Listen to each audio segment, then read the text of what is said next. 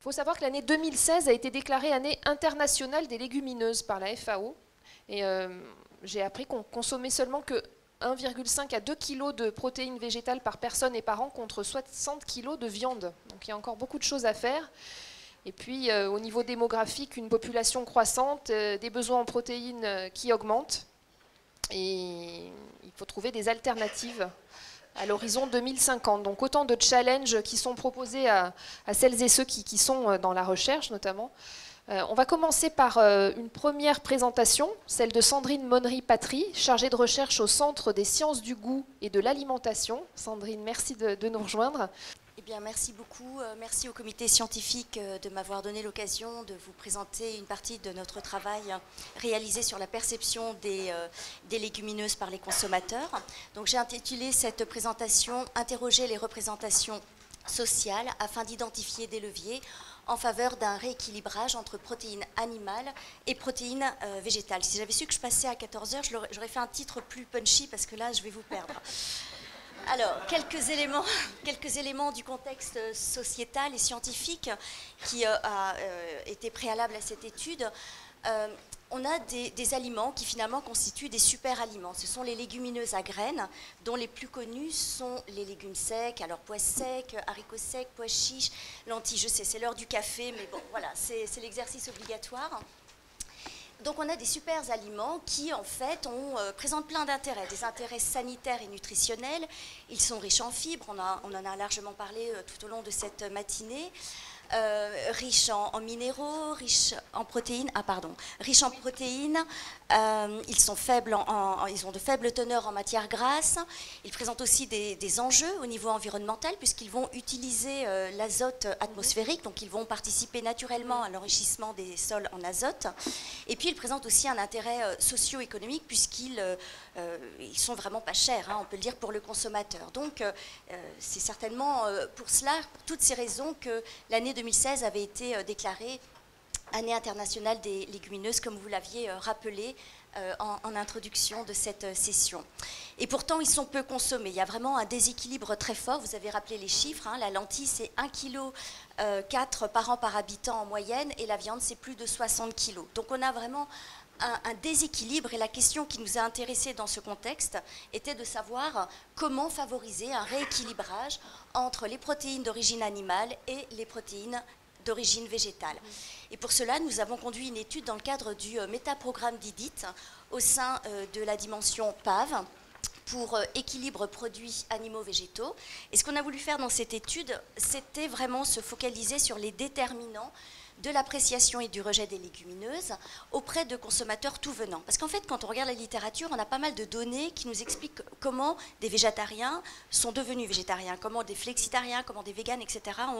ont modifié complètement leur comportement alimentaire. Souvent, c'est pour des raisons éthiques. Ça, c'est quelque chose qui est bien étayé. En revanche, on a assez peu d'informations sur la façon dont sont pensées, perçues ces légumineuses par les individus tout venants. Et donc on a voulu précisément interroger ces représentations sociales pour justement essayer d'identifier chez les consommateurs tout venants des leviers qui soient vraiment en faveur d'un rééquilibrage entre ces différentes protéines. Alors, pourquoi s'intéresser aux représentations sociales? Qu'est-ce que c'est? Très simplement, c'est un savoir de sens commun, c'est ce qu'on appelle vraiment un savoir naïf, c'est toutes les idées que l'on a à propos d'un certain nombre de choses. C'est une forme de connaissance qui se distingue bien sûr de la connaissance scientifique, du savoir. C'est vraiment un savoir naïf. Et ce qui est très intéressant, c'est que ces représentations sociales, cette façon dont on va penser nos aliments, eh bien c'est ça qui va influencer, guider et orienter nos comportements alimentaires. Et ça a été montré par beaucoup de chercheurs, notamment le sociologue Sadi Lalou, mais il y a eu pas mal de travaux sur ces approches-là. Et donc, pour pouvoir appréhender ces représentations sociales, nous avons eu recours à ce qu'on appelle une approche qualitative. Donc on a réalisé des entretiens semi-directifs auprès de mères d'enfants âgés de 6 à 11 ans. On a sondé au cours de ces entretiens leurs habitudes alimentaires, des mères, des enfants.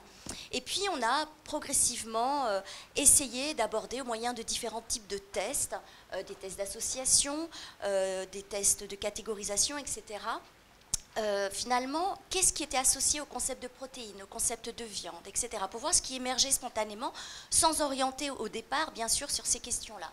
Après, on posait des questions plus directement sur le rééquilibrage, quelles seraient les stratégies en faveur d'un rééquilibrage entre protéines animales et végétales. On a réalisé des portraits chinois, vous inquiétez pas, je vais vous expliquer tout ça après, à l'appui de résultats, ça sera plus simple. Et on a procédé à l'analyse de contenu thématique pour essayer de voir effectivement quelles étaient les dimensions et les concepts qui émergeaient dans la structuration de la pensée relative à ces légumineuses. Parallèlement à cela, on avait demandé aussi aux enfants de réaliser des dessins juste d'un repas qui donne des forces. Alors, néanmoins, là, on était vraiment dans une démarche un petit peu exploratoire, donc je ne vous présenterai pas cette partie-là, même si on avait quelques petites notions intéressantes, je les glisserai tout à l'heure dans la partie des résultats. Alors, arrêtons-nous sur les résultats. D'abord, le test d'association. Lorsqu'on demande aux participants, si je vous dis protéines, quels sont les mots qui vous viennent à l'esprit? Eh bien, les premiers mots qui viennent à l'esprit, c'est viande, œuf, poisson. Là, on est vraiment sur un Wordle, donc la fréquence d'occurrence est exprimée par la taille du caractère. Plus c'est exprimé en gros, plus cela signifie que la fréquence d'occurrence est très élevée. Donc on a vraiment voilà, une association très forte entre les concepts de protéines et les concepts de protéines animales, viande, œuf, poisson. Alors tout n'est pas perdu parce qu'il y a quand même une participante qui a évoqué les légumes secs. Bon, voilà, donc il y a un petit peu d'espoir. Quand on étaye un petit peu la définition d'une protéine, qu'est-ce que ça évoque? C'est quoi une protéine? Alors là, on voit que les verbatims sont beaucoup plus éclatés, il y a un nuage comme ça de propositions, donc on a un concept qui est un petit peu moins défini autour d'un prototype, on va dire.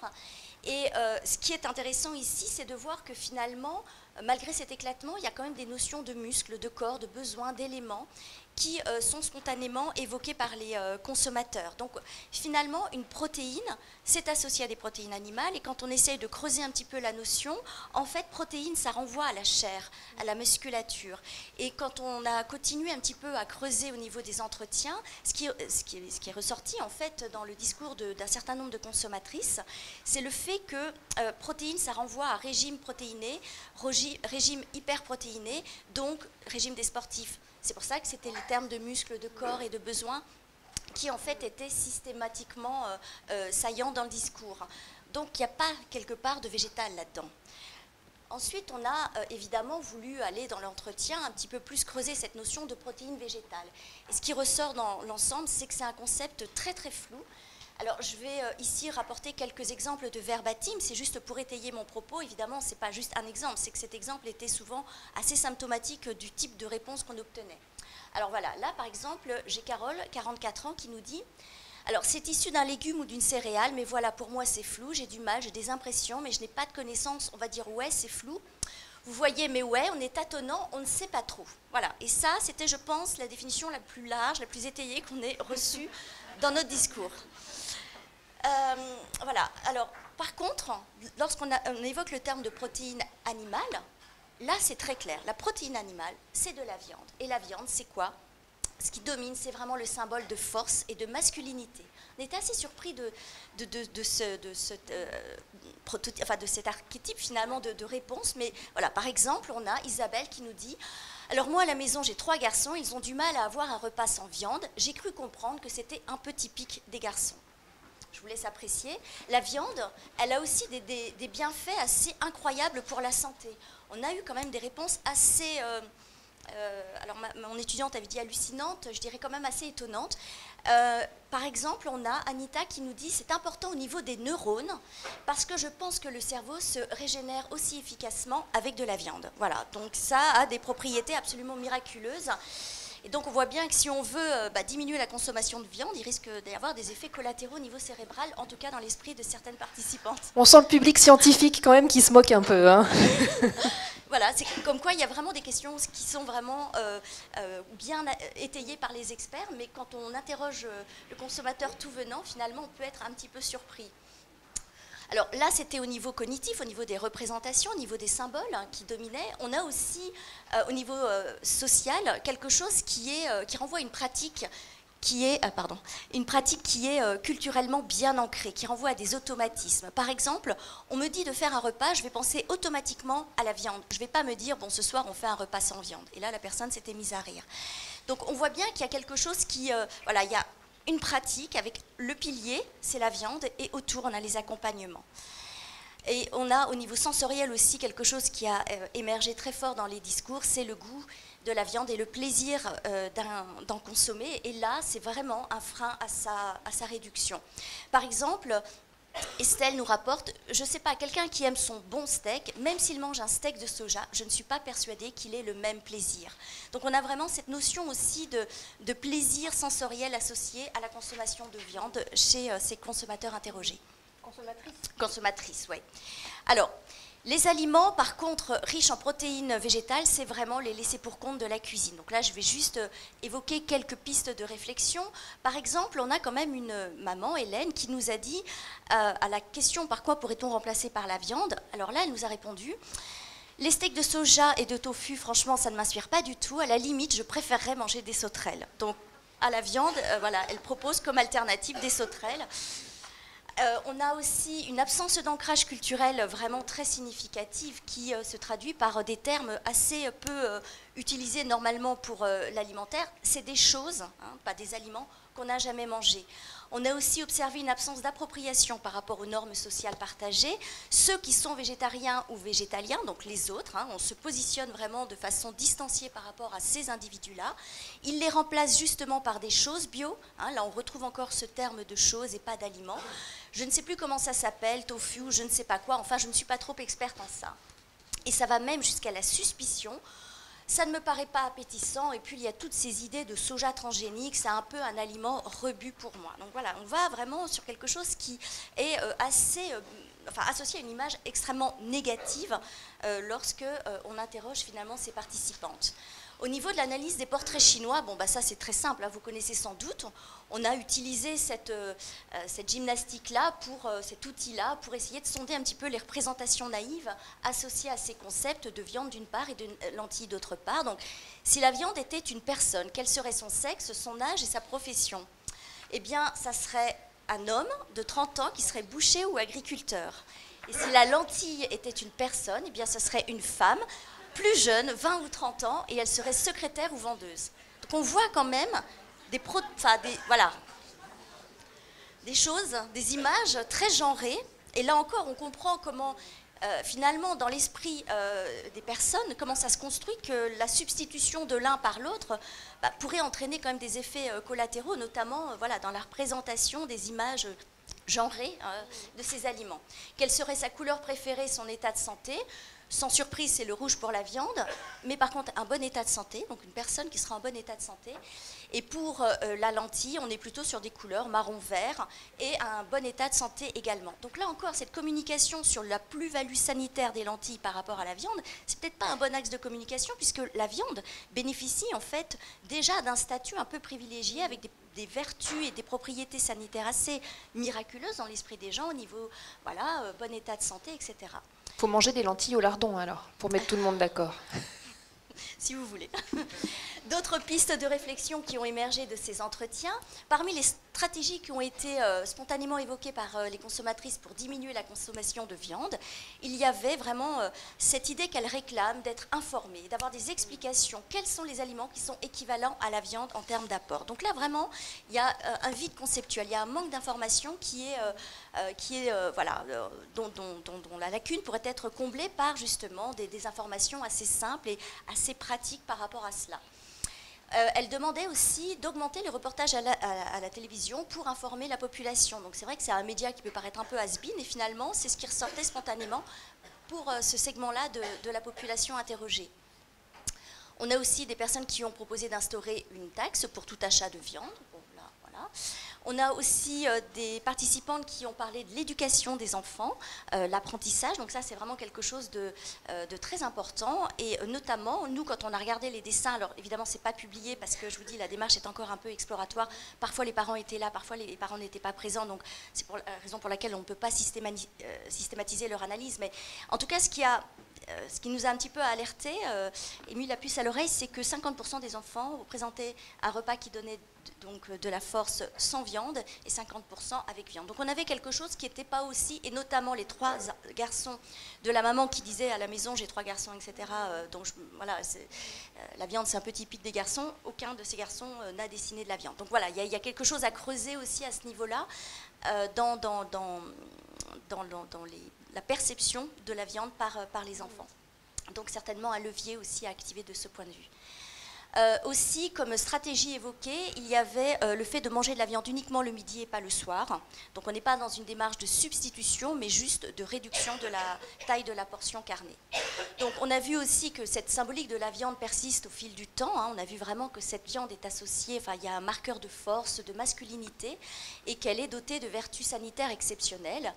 Et on a vu aussi, notamment chez les fortes consommatrices de viande, qu'elles refusaient le changement pour en fait éviter ce qu'on appelle la dissonance cognitive. En fait, elles refusent d'envisager une réduction parce que pour limiter d'une part le coût hédonique, le plaisir, enfin le déplaisir qui serait associé à un tel changement, et aussi pour éviter d'ébranler une routine qui est culturellement bien ancrée, qui est efficace, on n'a pas à penser, on a tout de suite un espèce de schéma de repas, un schéma culinaire avec le pilier de la viande, qui est voilà, immédiatement mobilisable, sans réflexion par rapport au repas. Alors évidemment, avec ce tableau-là, on peut se demander finalement, mais quel levier pour modifier les comportements?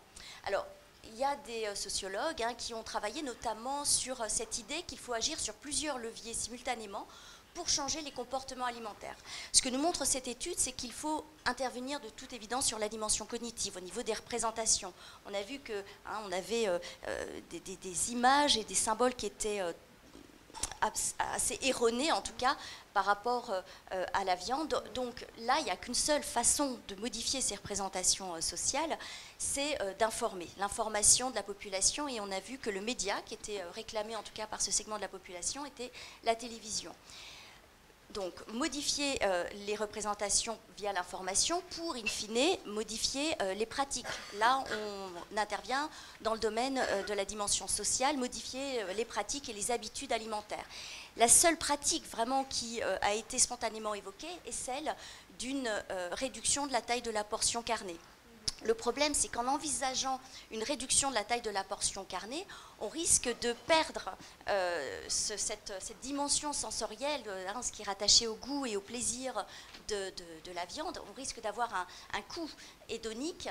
Et donc, pour compenser ce coût hédonique éventuel, il faut absolument proposer des alternatives végétalisées qui soient appétantes, stimulantes, voilà, sexy, enfin qui stimulent l'envie de consommer et le plaisir, avec cette réflexion sur l'intérêt finalement de communiquer sur les vertus sanitaires de ces recettes végétalisées, étant donné le concurrent sérieux que constitue la viande, encore dans la représentation de ces consommatrices. Voilà, quelques éléments de réflexion. Alors tout ça se poursuit dans le cadre de différentes études, et notamment nous avons une thèse financée par l'Institut Carnot, qui s'appelle Impulses, et l'objectif c'est de comprendre les mécanismes qui sous-tendent les choix et l'appropriation d'aliments riches en protéines végétales, quelles sont les représentations et les attitudes des consommateurs de différents groupes sociaux envers les légumineuses. Donc là, vraiment ce qu'on vise très directement, c'est notamment les populations les plus fragiles au niveau socio-économique, parce que finalement c'est pour ces populations que les légumineuses auraient le plus d'avantages et d'intérêts, aussi bien nutritionnel qu'économique. Donc il y a une thèse qui a été débutée en 2017 et qui est sous la direction de Gaëlle Arvisnet et Stéphanie Chambaron. Et puis donc il y a un projet d'ANR qui a été déposé fin 2017, qui s'appelle ADOPT, pour Levies of Adoption of Plant Protein Containing Food by Consumers from Two Cultures. Donc là encore, c'est d'identifier les leviers d'appropriation des aliments protéiques végétaux par des consommateurs de différentes cultures. Voilà, je vous remercie de votre attention. Alors vous avez en fait en haut deux exemples de dessins avec ici, voilà, bon c'est des choses assez jolies, excusez-moi l'image n'est pas vraiment bien rendue, mais voilà les dessins qu'on a pu analyser avec effectivement des choses qui sont facilement reconnaissables. Là vous avez les œufs, des œufs au plat avec des haricots verts à la place des cheveux. Ici, vous avez, alors en fait là, les lentilles, là on ne sait pas trop, mais c'était pas en tout cas animal. La personne, donc c'était Alexia, 10 ans, qui nous avait présenté son dessin, mais vous voyez un petit peu la difficulté face à ce type de matériaux pour analyser leur contenu. Voilà, merci de votre attention.